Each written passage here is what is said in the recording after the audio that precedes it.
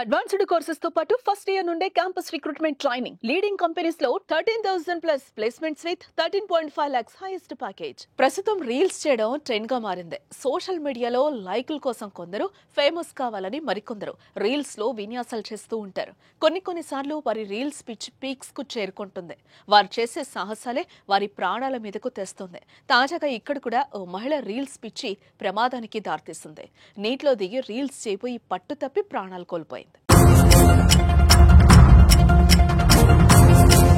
యూపీలోని ఉత్తరకాశీలో మణికర్ణిక ఘాట్ వద్దకు మహిళ తన పిల్లలతో వచ్చింది. అలా అక్కడికి చేరుకున్న కొద్దిసేపటికే రీల్స్ చేద్దామని పిల్లలకు ఫోన్ ఇచ్చి నీటిలోకి దిగుతుంది. అలా దిగుతున్న క్రమంలో పట్టు తప్పి కాలు జారడంతో నది లోపలికి వెళ్ళింది. అయితే అప్పటికే అక్కడ నదీ ప్రవాహం ఎక్కువగా ఉండడంతో జారిపడిన కొద్దిసేపటికే గంగా నదిలోకి కొట్టుకుపోయి చనిపోయింది. ఇకపోతే అప్పటి వరకు తల్లితో సరదాగా గడిపిన పిల్లలు ఇక తల్లి లేదనే విషయాన్ని జీర్ణించుకోలేకపోతున్నారు.